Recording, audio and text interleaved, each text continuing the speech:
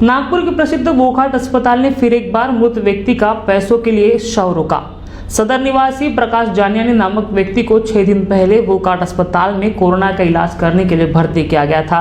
गुरुवार के दोपहर 1 बजे के करीब उनकी हार्ट अटैक से मौत हो गई, लेकिन 5 लाख रुपए के लिए वोकहार्ट अस्पताल ने उनका शव रोक कर रखा था। नागपुर के प्रसिद्ध वोकहार्ट अस्पताल में मृत व्यक्ति का शव रोकने का और एक मामला सामने आया है। नागपुर के सदर निवासी प्रकाश जानियानी को वोकहार्ट अस्पताल में 6 दिन पहले कोरोना के इलाज के लिए भर्ती किया गया था, जहां उनकी 1 अप्रैल को हार्ट अटैक से दोपहर 1 बजे के करीब मौत हो गई, लेकिन वोकहार्ट अस्पताल ने उनका शव उनके परिवार को नहीं सौंपा और कारण बताया कि परिवार ने इलाज के 5 लाख रुपए नहीं भरे, जबकि उनकी पॉलिसी का कार्ड अस्पताल प्रशासन के पास था, जो कि 7 लाख तक की बेनिफिट देता है।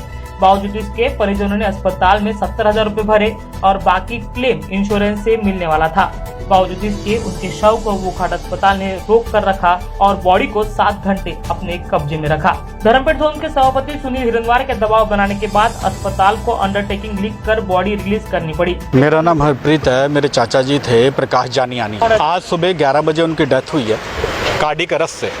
उनको हमने 6-7 दिन पहले जो है वो कोविड केस में उनको एडमिट किया था। तो कोविड केस में एडमिट करने के बाद आज सुबह जो है इन्होंने हमें डिक्लेयर किया कि भी उनको जो कार्डियक अरेस्ट आ गया सुबह, बल्कि कल तक वो ठीक थे। अब इनकी क्या लापरवाही हुई है शाम को हमें मालूम नहीं, या रात को क्या, वो रात भर सारी रात तड़फते रहे। वो हमें फ़ोन करके बता रहे थे कि उनकी पीठ में पेन हो रहा है, उनको तकलीफ़ जा रही है। तो मगर सुबह इनका फ़ोन आता है कि भी हमने इनको रात में भी बहुत कोशिश किया कि इनको हम इंटीमेट करें कि भैया आपको पेन किलर दीजिए, आप जो उचित है वो कार्रवाई करिए, मगर इन्होंने कोई किसी भी टाइप की कार्रवाई की भी होगी तो हमें मालूम नहीं। मगर ये सुबह इनका फ़ोन आया कि भी 11 बजे जो है वो उनको कार्डियक अरेस्ट आया और एक्सपायर कर गया। 11 बजे से लेकर हमारे परिवार के एक आदमी के हम इतने परेशान हैं, सुबह से लेकर अपनी बॉडी के लिए हम इनके पीछे लगे हैं कि भैया आप बॉडी दीजिए। वो एनएमसी के जो इनको देनी थी कि जो भी है उस बॉडी को आप इतनी देर तक मत रखिए। हमारे परिवार का आदमी है, वो हमारे इमोशनल सेंटिमेंट्स जुड़े हैं उनके साथ। उसके बावजूद भी इनका कहना था कि आप पहले 5 लाख रुपए आप हमें जमा कराएं, फिर उसके बाद हम आपको बॉडी दे सकते हैं। बल्कि उनकी HDFC अर्गो की 8 लाख रुपये की पॉलिसी है जो कि इनके पास है, और मेडिक्लेम की जो पॉलिसी है, उस मेडिक्लेम की पॉलिसी में कोविड कवर है, सब कुछ कवर है। उसके बावजूद उनके पास होने के बावजूद इन्होंने हमें अभी तक जो है बॉडी वो नहीं दिया है। इन्होंने जो हमें फ़ोन पे जो अभी तक कम्युनिकेट कर रहे थे कि आपका टोटल बिल जो है कुछ 5,80,000 के करीब का है। और अभी जब हमने सुनील हिरनवार साहब से मदद की गुहार की कि आप आइए हमें हेल्प करिए, तो इनके आने के बाद ये अभी हमें बोल रहे हैं कि आप हमें अंडरटेकिंग लिख के दे दीजिए कि आपके इतना बिल आप हमें सबमिट कर दे देंगे तो हम आपको बॉडी दे देंगे। और ये अभी जो हमें बिल दे रहे हैं 1,38,000 की हमसे अंडरटेकिंग ले रहे हैं। अगर हमारा बिल 5,80,000 का तो 1,38,000 की अंडरटेकिंग में ये कैसे दे रहे हैं? ये परिणाम जो है, जो मीडिया आई है, सुनील हिरनवार साहब आए हैं, उसके बदौलत जो है ये शायद अपने आप को भी छुपाना चाह रहे हैं जो ये ओवर चार्जिंग लोगों से करते हैं। तो ये हॉस्पिटलों के नाम के ऊपर बहुत बड़ा गोरख धंधा चालू है। इसके ऊपर जो है NMC को बहुत उचित जो है वो कार्रवाई करनी चाहिए।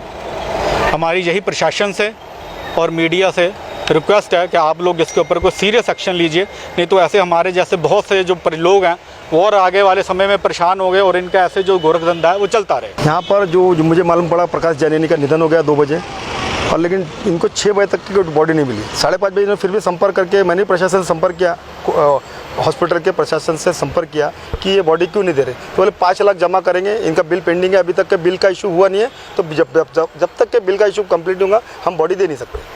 तो फिर अतुल बिशन करके जो पॉलिसी के बारे में डिटेल निकाला तो उन्होंने पता लगाया तो 2 लाख का अप्रूवल इनको पॉलिसी क्लेम का इनको मिल गया।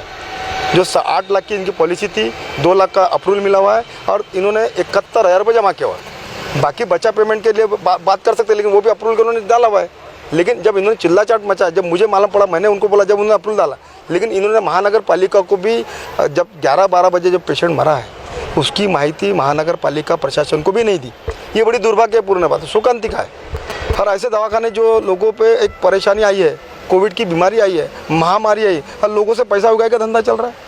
ऐसे प्रशासन से मेरी मांग है कि ऐसे लोगों पे महानगर पालिका के माध्यम से और महाराष्ट्र शासन से मैं निवेदन करूंगा कि ऐसे हॉस्पिटल पे कार्रवाई की जाए। नहीं, ऐसे सभापति मुझे आज पहला बार प्रकरण मेरे सामने है। इसके पहली भी आए, नगर सेवक रहते हुए तो मैंने काम किया, अभी पहली बार ऐसा प्रकरण मेरे सामने आया है जो मेरे आंखों के सामने उन्होंने बोला 5 लाख रुपये जमा करेंगे तो बॉडी दी जाएगी। और प्रकाश जानी ने मेरे परिचित, मेरे मित्र है, मेरे साथ में उनका शिक्षण हुआ है। उनके परिवार के लोग यहाँ पे 4 घंटे से परिवार पूरा बैठा था, बॉडी नहीं मिली। मैंने महानगर पालिका को पूछा कि भाई टेम्बेकर जी हमारे जो झेड़ो थे उनसे पूछा कि ओकाट से फ़ोन आया क्या? नहीं, बोले फ़ोन नहीं आया।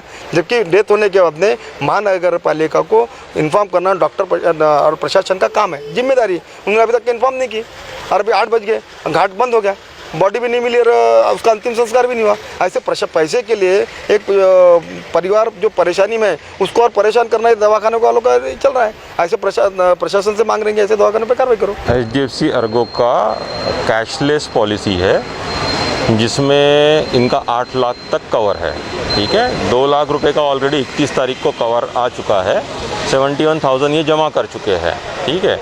ये 5 लाख का डिमांड कर रहे हैं पिछले 5 घंटे से। जब हमने थोड़ा सा ऊंची आवाज़ में चढ़ के बात किया तो इन्होंने ये घोषित किया कि हम अंडरटेकिंग में आपको बॉडी दे देंगी।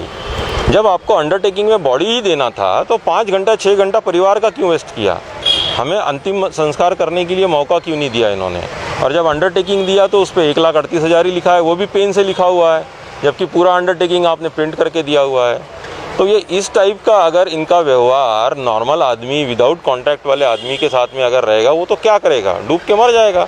तो प्रशासन ने ऐसे हॉस्पिटल्स के ऊपर में कार्रवाई करनी चाहिए। नागपुर में जब से कोरोना के मामले बढ़ते जा रहे हैं तभी से प्राइवेट अस्पताल का लुटारू और अमानवीय चेहरा सामने आ रहा है। वोकार्ड अस्पताल ने इससे पहले भी पैसों के लिए शव को रोका था। शव रोकने का ये दूसरा मामला वोकार्ड अस्पताल में सामने आया है। प्राइवेट अस्पताल की मनमानी और दादागिरी हम इस घटना से समझ सकते हैं कि इन प्राइवेट अस्पतालों को किसी का खौफ नहीं, वो चाहे जो कुछ कर ले उन पर कोई कार्रवाई नहीं हो रही है। कहीं न कहीं मनपा प्रशासन भी इन प्राइवेट अस्पतालों को शह देने का काम कर रही है, वरना इतनी हिम्मत इन प्राइवेट अस्पताल में कहां से आती है जो मृत व्यक्ति का शव रोक देते हैं। लगातार प्राइवेट अस्पतालों का लुटारू चेहरा महाराष्ट्र टीवी 24 ने लोगों के सामने रखा, लेकिन मनपा प्रशासन है कि नींद से जाग ही नहीं रहा या फिर जागना ही नहीं चाहता है। वैसे भी एक कहावत फिलहाल मनपा के लिए सटीक बैठती है कि सोते हुए को जगाया जा सकता है, लेकिन जो सिर्फ सोने का नाटक कर रहा हो उन्हें नहीं जगाया जा सकता। मनपा के रवैये से तो फिलहाल यही लग रहा है कि वो सिर्फ सोने का बहाना कर रही है और उन्हें प्राइवेट अस्पतालों पर कोई कार्रवाई नहीं करनी है। क्या पता इसमें मनपा का कोई स्वार्थ छुपा हो, इसीलिए तो मनपा सब देखकर आंख पर पट्टी बांध रही है और प्राइवेट अस्पताल अपनी मनमानी कर रहे हैं। और प्राइवेट अस्पताल ऐसी मनमानी करेंगे ही क्योंकि मनपा ने कोरोना के दूसरे लहर से लड़ने के लिए कोई व्यवस्था नहीं की, इसलिए लोगों को प्राइवेट अस्पतालों का दरवाजा खटखटाना पड़ रहा है और वहां अपने इलाज के लिए अपनी पूरी पूंजी लुटानी पड़ रही है। वीडियो जर्नलिस्ट दिलेश हजारे के साथ अमित वांद्रे की रिपोर्ट, महाराष्ट्र टीवी 24 के लिए।